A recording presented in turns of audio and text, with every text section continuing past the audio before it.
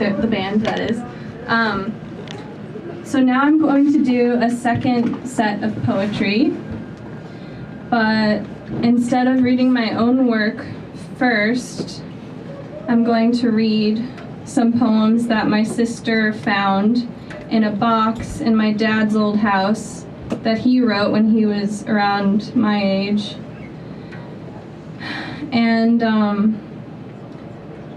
I didn't know that he ever wrote poetry, and it's really fucking good. And he had a brain aneurysm almost exactly a year ago, and he's still great, like he's got his memories and everything. So I asked him about this on the phone the other day, about his poetry, and he said, "Oh yeah, I wrote poetry once, like no big deal." But yeah, in the new year I was thinking about how I never share my work with anyone, and how he never shared his work with anyone, and I don't really want to be like that anymore, so woo! Here's to my dad. And Happy New Year. So this does not have a title. Die, assimilate, moist, sinking, sucked, roots, food, life, bloom, fruit, die, murder, and his mind sails round like some insignificant piece of shit in the Pacific Ocean of papers at the state capitol. Woo! This one also doesn't have a title, and it seems like it's a breakup poem or something. Living with you, without you, withholding, without, withering, within, with love, Kurt. Then he drew this really weird abstract picture that I don't understand. And he said, "We are those shadowed flickers in the campfires, causing them to wonder, or us, dream."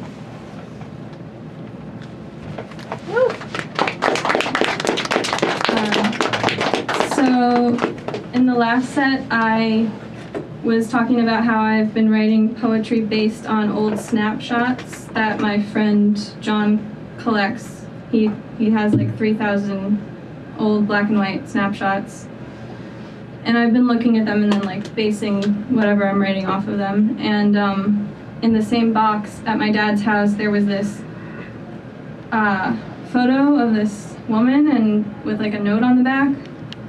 It's really amazing, and there's a word on the note that she cut out for some reason. I don't know what the word was, and she cut it out, and it's cut out over her eye, like right over her eye. And it's just really beautiful to me. So I wrote this prose poem based on this photo, and if you want to see the photo later, then I'll show it to you. But you have to be really careful with it. So this is called Diane.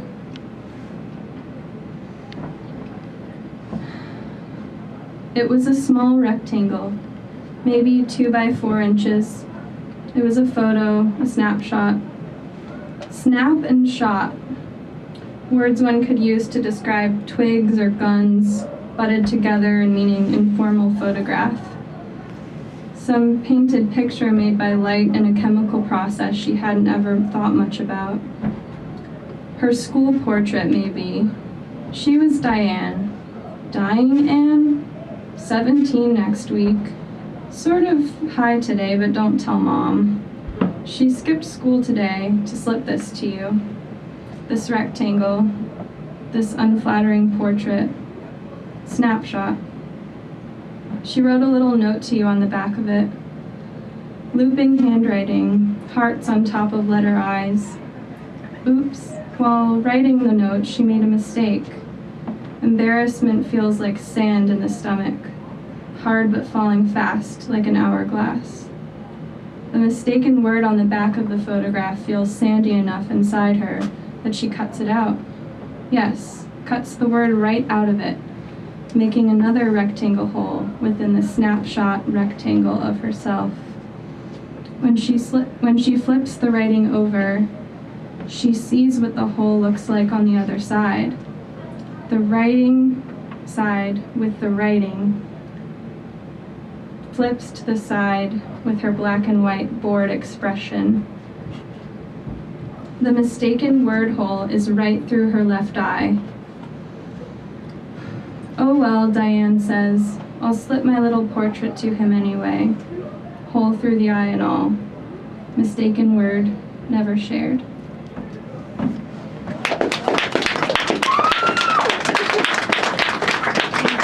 Thank you.